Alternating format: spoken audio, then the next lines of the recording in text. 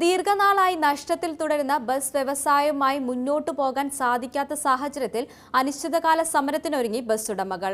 പെർമിറ്റുകൾ പുതുക്കി നൽകുക, വിദ്യാർത്ഥി കൺസെഷൻ ടിക്കറ്റ് നിരക്ക് ഉയർത്തുക, വിവിധ കുറ്റകൃത്യങ്ങൾ ഭീമമായ പിഴ ചുമത്തുക തുടങ്ങിയ നടപടികളിൽ നിന്നും അധികൃതർ പിന്മാറണമെന്ന് ആവശ്യപ്പെട്ടാണ് ബസ് ഉടമകൾ സമരത്തിനിറങ്ങുന്നത്. നിരവധി സമരങ്ങൾ നടത്തിയിട്ടും വിവിധ പ്രതിഷേധ പരിപാടികൾ സംഘടിപ്പിച്ചിട്ടും സർക്കാർ കണ്ണു തുറന്നിട്ടില്ല. കഴിഞ്ഞ കുറെ നാളുകളായി ദീർഘദൂര ബസ്സുകളുടെ ലിമിറ്റഡ് സ്റ്റോപ്പ് ബസ്സുകളുടെയും ബസ് പെർമിറ്റുകൾ യഥാക്രമം പുതുക്കി നൽകുന്നില്ല. ഇത്തരം പെർമിറ്റുകൾ അടിയന്തരമായി പുതുക്കി നൽകണം.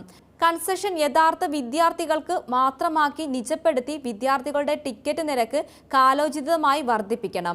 ബസ്സുടമകളിൽ നിന്നും ഭീമമായ തുക പിഴ ചുമത്തുന്നത് ഗതാഗത വകുപ്പിന്റെയും പോലീസിന്റെയും നടപടി അവസാനിപ്പിക്കണം എന്നും തുടർന്നുള്ള ആവശ്യങ്ങൾ ഉന്നയിച്ചാണ് സർവീസുകൾ നിർത്തിവെച്ച് അനിശ്ചിതകാല സമരം നടത്തുന്നതിന് ബസ്സുടമകൾ മുമ്പോട്ടു പോകുന്നത്.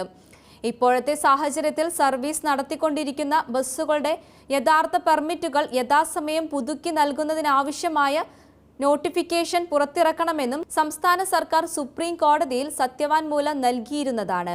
സുപ്രീം കോടതിയിൽ കേസ് തീർപ്പാക്കി വർഷങ്ങൾക്ക് ശേഷം കോടതി വിധിക്ക് വില കൽപ്പിക്കാതെ 140 കിലോമീറ്ററിന് മുകളിൽ ദൂരപരിധിയുള്ള പെർമിറ്റുകളും ലിമിറ്റഡ് സ്റ്റോപ്പ് ഓർഡിനറി ബസ്സുകളുടെ പെർമിറ്റുകളും സ്വകാര്യ ബസ്സുടമകൾക്ക് പുതുക്കി നൽകേണ്ടതില്ലെന്ന നിലപാടാണ് സർക്കാർ കൈക്കൊള്ളുന്നത്. ഇത്തരം പെർമിറ്റുകൾ KSRTCക്ക് മാത്രമേ നൽകാനാവുകയുള്ളൂ എന്നും കാണിച്ച് 2023 മെയ് 4 സർക്കാർ പുറത്തിറക്കിയ വിജ്ഞാപനം ഹൈക്കോടതി അടിസ്ഥാനപ്പെടുത്തിയിരുന്നു. ഈ വിധിക്കെതിരായ സർക്കാരും KSRTCയും ഡിവിഷൻ ബെഞ്ചും അപ്പീൽ പോയെങ്കിലും ഹൈക്കോടതി ഡിവിഷൻ ബെഞ്ച് സർക്കാർ വിജ്ഞാപനം അസ്ഥിരപ്പെടുത്തിയുള്ള സിംഗിൾ ബെഞ്ചിന്റെ വിധി ശരിവെച്ച് അപ്പീൽ തള്ളി. വിധി വന്ന് 2 മാസം പിന്നിട്ടിട്ടും KSRTCയിലെ തൊഴിലാളി യൂണിയന്റെ സമ്മർദ്ദത്തിന് വഴങ്ങി ഗതാഗത വകുപ്പ് ഓടിക്കൊണ്ടിരിക്കുന്ന സ്വകാര്യ ബസ്സുകളുടെ പെർമിറ്റുകൾ പുതുക്കി നൽകുന്നില്ല. സംസ്ഥാനത്തെ 3 മേഖലയിലെ ഫെഡറേഷൻ മെമ്പർമാർ പ്രതിഷേധ സംഘങ്ങളും പ്രകടനങ്ങളും നടത്തിയിട്ടും സർക്കാരിന്റെ ഭാഗത്തു നിന്നും അനുകൂലമായ യാതൊരു നടപടികളും ഉണ്ടായിട്ടില്ലെന്നും ഭാരവാഹികൾ കുറ്റപ്പെടുത്തി.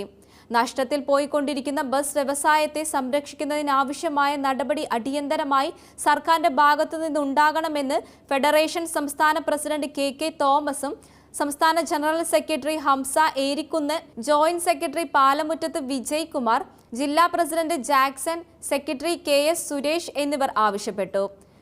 പ്രതിഷേധ സമരങ്ങൾ നടത്തിയിട്ടും സർക്കാരിന്റെ ഭാഗത്തു നിന്നും അനുകൂല നടപടിയുണ്ടായിട്ടില്ല എന്നും ഭാരവാഹികൾ പറഞ്ഞു.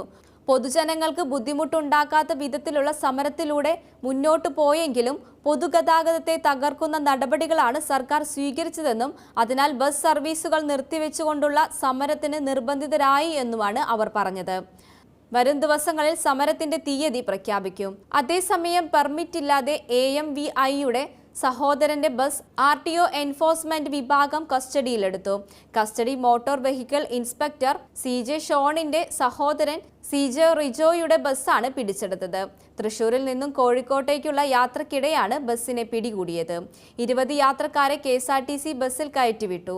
കഴിഞ്ഞ വർഷം സെപ്റ്റംബർ മുതൽ ബസ്സിന് പെർമിറ്റില്ലെന്ന് പരിശോധനയിൽ കണ്ടെത്തിയിട്ടുണ്ട്.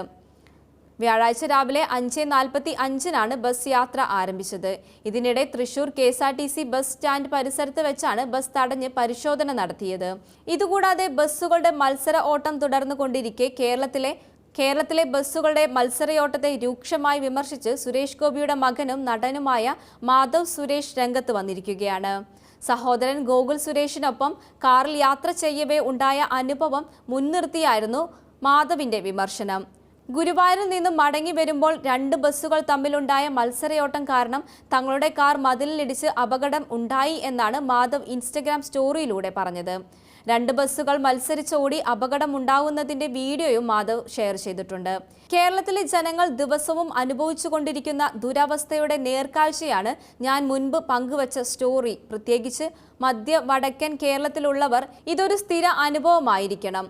കൊച്ചി കല്ലൂരിൽ ഒരു സ്വകാര്യ ബസ് അപകടത്തിൽപ്പെട്ട് എൻ്റെ സഹോദരൻ വിശാഖിനെ എനിക്ക് നഷ്ടമായേനെ.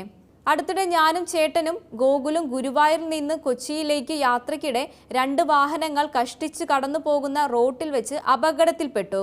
അർദ്ധരാത്രിയിൽ 2 ബസ്സുകൾ പരസ്പരം മത്സരിച്ചത് കാരണമാണ് തങ്ങളുടെ കാർ ഒട്ടും സ്ഥലമില്ലാത്ത ഇടത്തേക്ക് ഒതുക്കേണ്ടി വന്നത്. ഒരു മരത്തിലിടിച്ച് കയറ്റേണ്ട സാഹചര്യവും അന്ന് വന്നു. സെന്റിമീറ്ററുകളുടെ വ്യത്യാസത്തിലാണ് അന്ന് ഞങ്ങൾ രക്ഷപ്പെട്ടത്. KSRTC ബസ്സുകളുടെയും സ്വകാര്യ ബസ്സുകളുടെയും അശ്രദ്ധമായ മത്സര ഓട്ടത്തിന്റെ ഉത്തരവാദിത്തം സംസ്ഥാന സർക്കാർ ഏറ്റെടുക്കേണ്ടതാണ്. ഇതാണ് എൻ്റെ നിർദ്ദേശം. അല്ലാത്തപക്ഷം ഇത്തരത്തിലൊരു അനുഭവം വീണ്ടും ഉണ്ടായാൽ ആ വാഹനങ്ങളുടെ ടയറുകൾ കുത്തിപ്പൊട്ടിക്കാനും വിൻഡോ ഗ്ലാസ് അടിച്ചു പൊട്ടിക്കാനും കുറ്റവാളികളുടെ താടിയെല്ല് തകർക്കാനും എനിക്ക് ക്ലീൻ പാസ് നൽകേണ്ടതാണ്, മാധവ് സുരേഷ് പറഞ്ഞു.